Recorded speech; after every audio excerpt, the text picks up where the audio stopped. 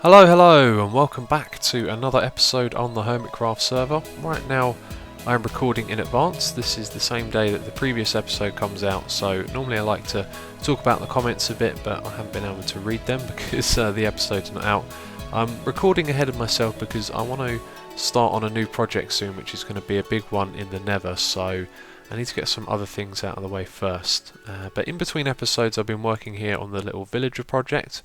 And I've been also thinking about the long term of this. We want to build some communal buildings in the middle, like a town hall or a church or something like that. And I think I'm going to have to do some terraforming, because if you look at the houses you can just see the roofs and not really the front of them. So whenever we get around to that project there'll probably be a lot of terraforming here.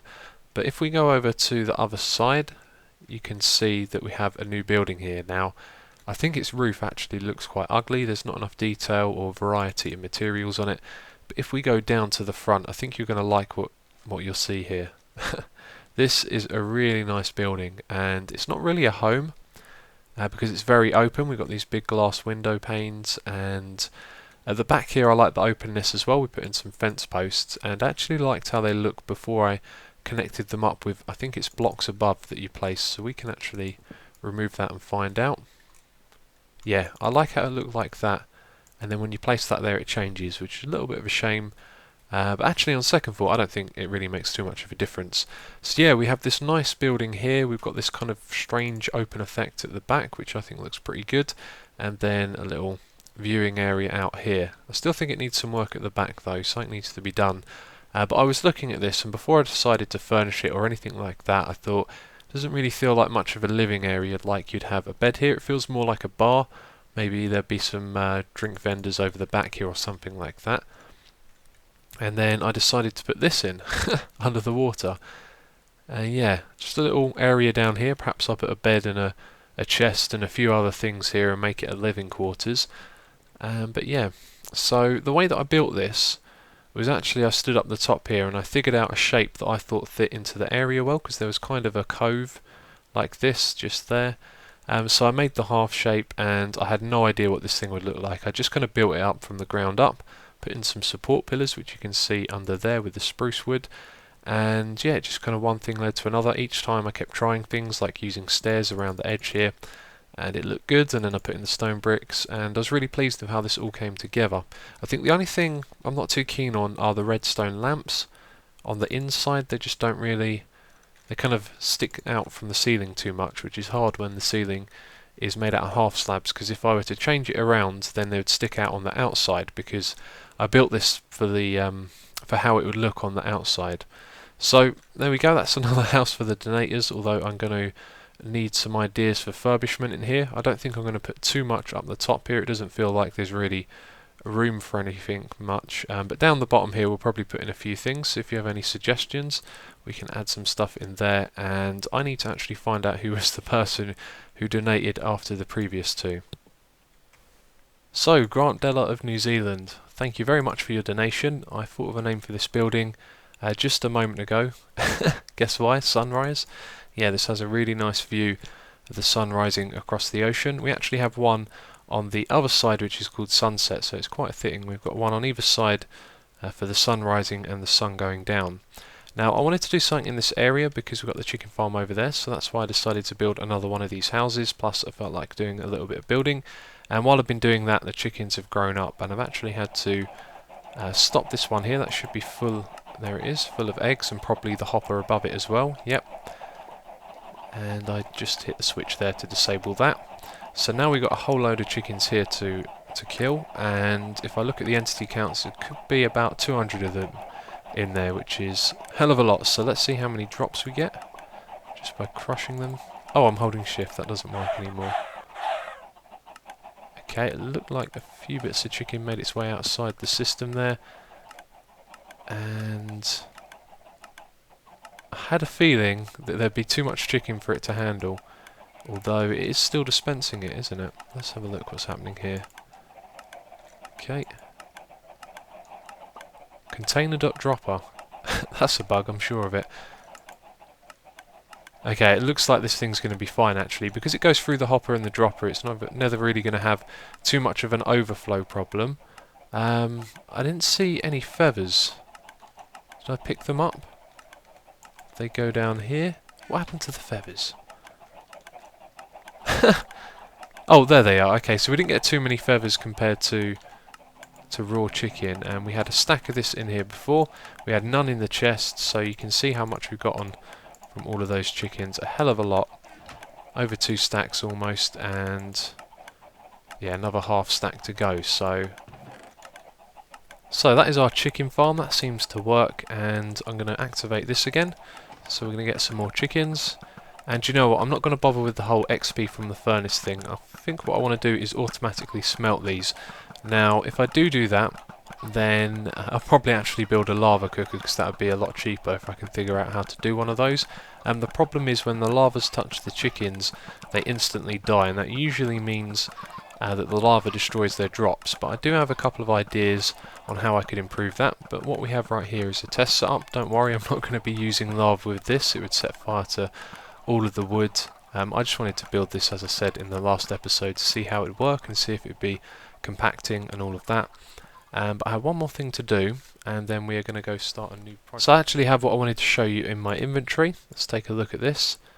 So this is my Enchanting rulebook. I haven't signed it yet, just in case there's anything I want to change. But often or not I talk about enchanting and end up going around in circles, so I thought I'd make this Rules of Enchantment book. So it's a little reminder to myself about how I'm going to do this. So the first rule is we're never going to let a tool break. We're going to keep hold of all our tools, swords, etc. and never let them break, because they're useful for enchanting.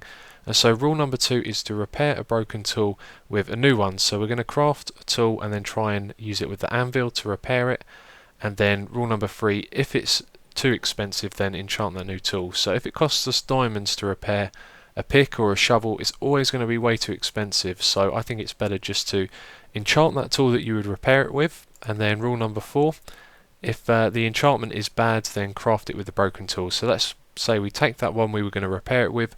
The enchantment isn't very good, so then we can craft it with our broken tool and give us another chance at another enchantment. And then rule number 5, name all items that can be repaired. So whenever I get a tool, I'll just check that I can repair it with one, and if it is, I'll name it, and then it'll be slightly cheaper in the future. So that is a plan for me in enchanting. That doesn't use books though, because we can enchant those now, and I think books are really cheap to produce, so I think it comes down to spare time really. If I want to go and use a load of books for a couple of hours and do loads of enchanting that way, I've actually got loads of these already, and it didn't really feel worth it to me. It felt like you get the enchantments that you want on these tools quite frequently, so I probably won't do a lot of this. But yeah, that's like if you've got some spare time, then you can do that. So that is my enchantment rulebook, and now we're going to head over to the quarry, because I have a project over there that I'd like to start.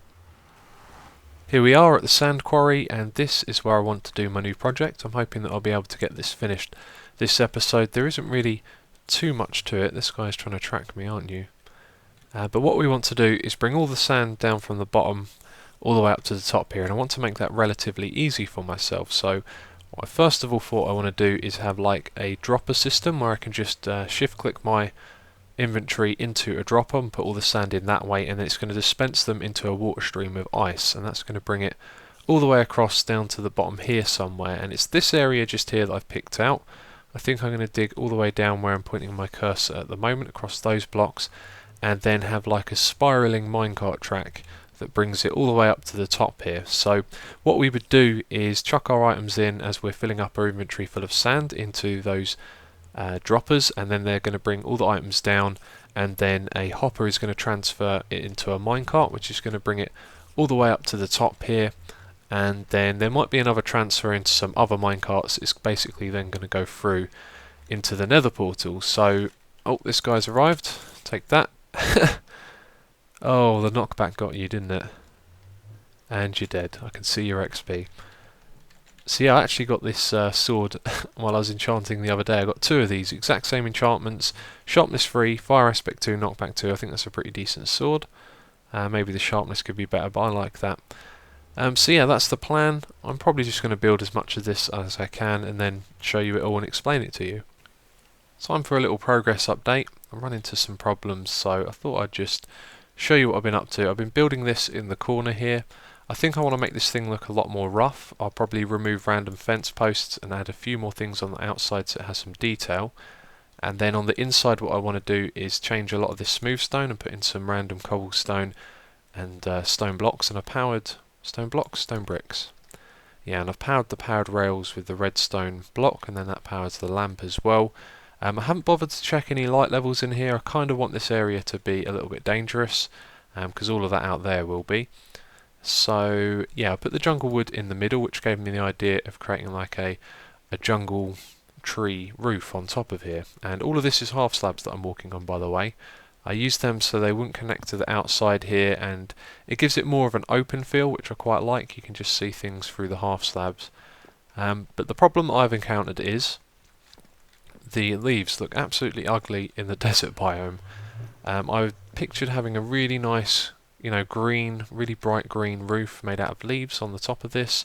Maybe have some vines hanging off of it, which I thought would look really cool. Make it look like you've used an old jungle tree to kind of wrap your minecart around. But we are not going to be doing that, so I'm just going to do something ordinary on the roof. But the other problem that I've encountered is with the mechanics themselves. Now, the reason that I wanted to do the water stream and then transfer the items into the minecart was just because you could, and it turns out that you can't use a comparator with a comparator with a minecart. That's something I thought you could do. So you'd have a minecart sitting here, a comparator would give out a signal, and when that minecart fills up, the signal will go all the way back round to the powered rail it'd sit on, and then power it and send it on its way. So I'm going to do a little more research into other methods that I could do, but at the moment it looks like this thing is going to be very manual, and of course as new snapshots come along, maybe they'll add more features that will allow us to automate this to some degree, because that's what I'd like to do. I'd like to have it all open and rustic kind of feel to it, but at the same time it's going to be automated, so it's quite likely that what I end up with will be very manual for now. I am having a lot of fun right now. It may not sound like it, but I definitely am.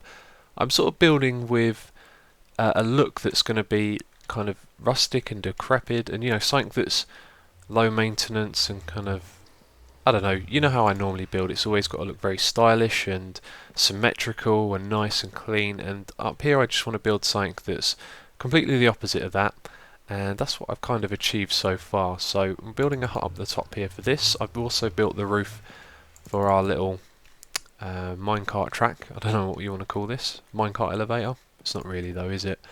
And as I said, I've put in some random stone bricks and cobblestone around here. I like how that looks. And I've also removed the occasional fence posts, so it looks a bit worn down from a distance, which is what I'm going for. And then up here I've almost finished this bit.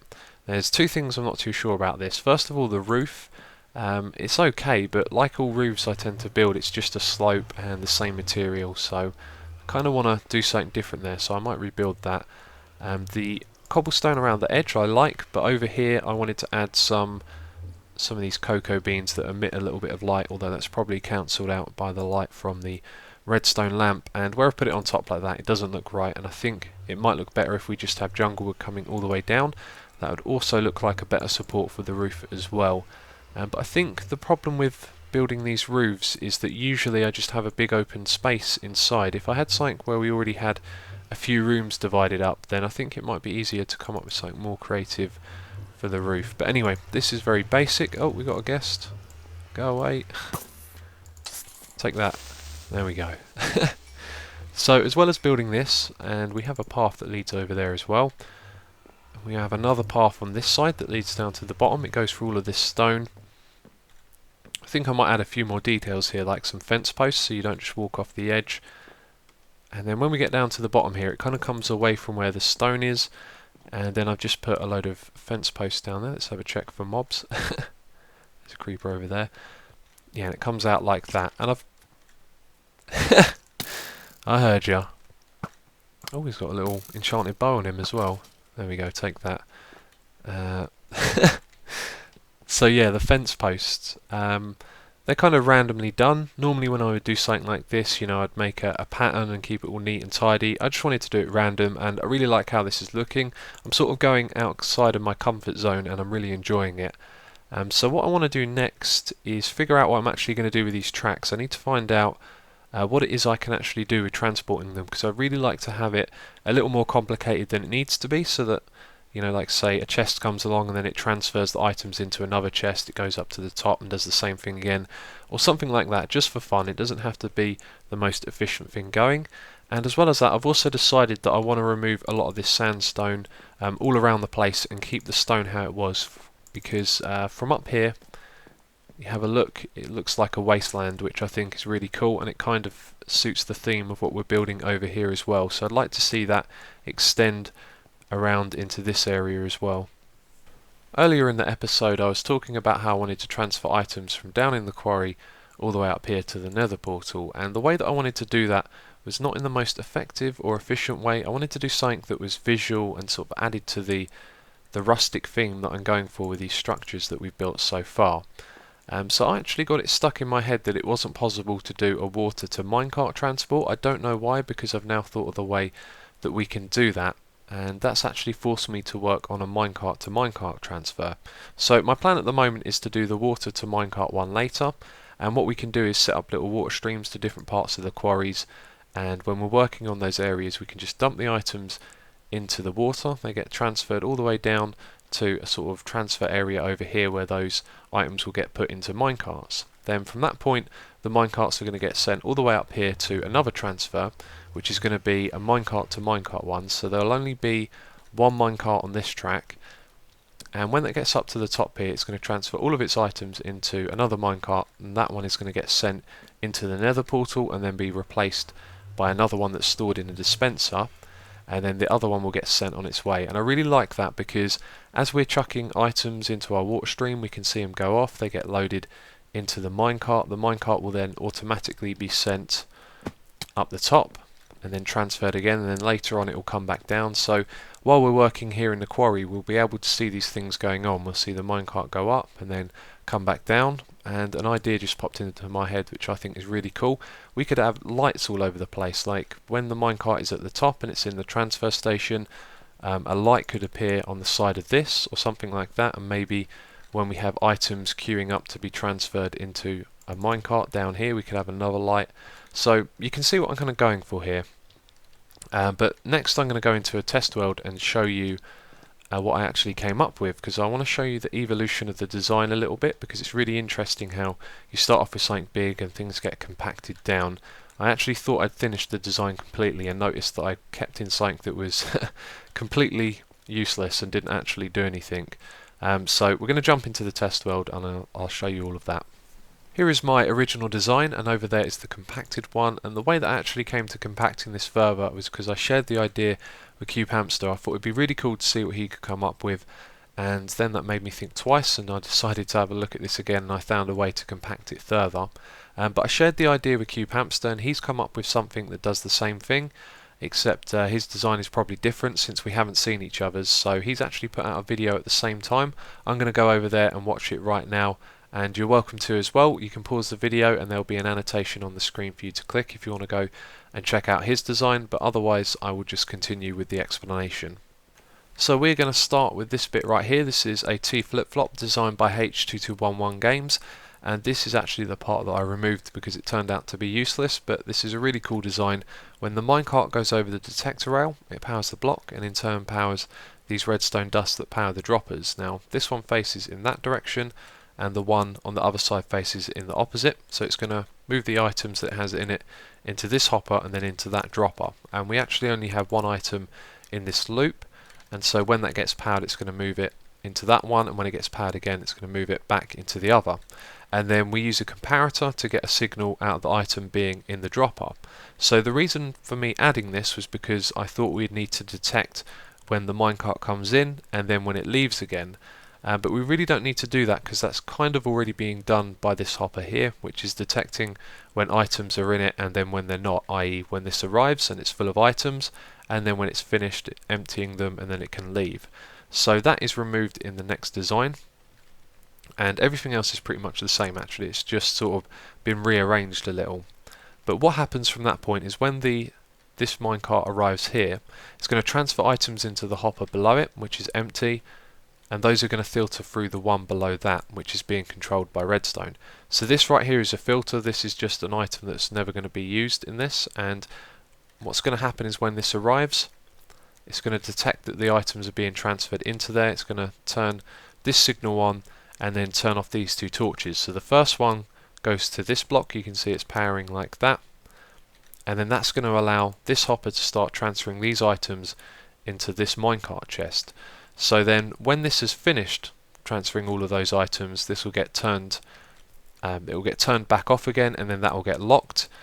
And we have this torch on the other side as well, and that's going down to a monostable circuit right here. So when this first gets turned off, we're not going to get a signal from any of this right here, because this torch is going to turn on instantly. But when it turns back on again, that's when this torch is going to go off, and this is going to take a moment to power, so we get a signal out of it, and that signal is transferred into this redstone torch, which then powers this block right here and this redstone dust. And I do believe there is something wrong with this design. Nothing is powering this dispenser, so I think I've actually copied something that I hadn't finished building, but that was something else that was supposed to happen right there. So when this gets powered, it powers this block, which powers the powered rail that's on, and then it goes all the way up and powers that one as well. So that's come in, it's transferred all the items, the monostable circuit powers, and then these two get sent away. And what should happen here, I'm not sure why the wiring is wrong at this point, I've probably just forgotten to add something that I changed, but then this dispenser would get powered and put the minecart in there. So we've got a few items in this, let's push it along and see it in action. There you go, it's transferring all of the items through the hopper, which has actually created a queue because there's loads of items there, but we can just take these out for the sake of the example. There you go, now it's got 5 sandstone to transfer as well. There it goes, and then it's sent the both off, and it has powered that. How is that being powered? I'm not actually sure. Okay, that definitely got powered, but there's nothing directly next to it, so it's using some sort of redstone quirk that I'm not 100% aware of. And on this one I powered it much more directly by putting this redstone torch right next to it. So this just does the same thing. We've completely removed the T flip-flop that we had in the beginning, and yeah, you can just see we've got a monostable circuit down the bottom, slightly different way of transferring that signal upwards, and yeah, that is the design.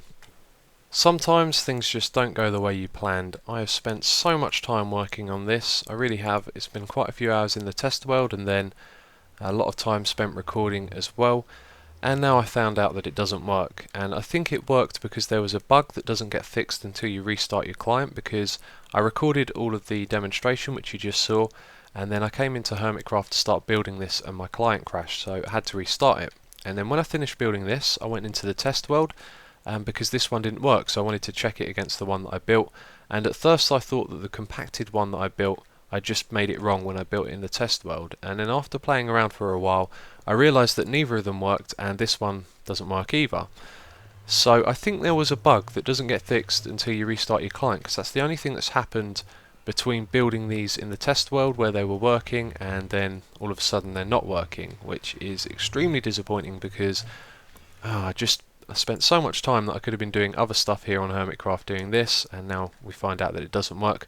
But I'm sure we'll have a solution soon. Cube Hamster has his video coming out as well. I'm hoping I can fix this before I see his though, although I don't really know how much time I can spend on this. But do you know what's cool about Hermitcraft? It's a series, it's an ongoing thing, and when your time gets cut short, it's okay, you can just pick up the next episode. So I was planning on doing a lot more here and then starting the Nether project, but I think we'll continue working on this because I really like it, and I want to know if you guys like this as well. What I want to do is expand what I like to refer to as a custom biome, because you don't see anything like this normally, and just continue removing all of the sand and sandstone around this direction, and then expanding our fallen down here, our item transport system, which we're going to be setting up when we get that thing fixed, and also adding in some water streams. So I hope you guys like the idea. Look forward to reading your feedback as always. So thank you for watching, and I will catch you next time.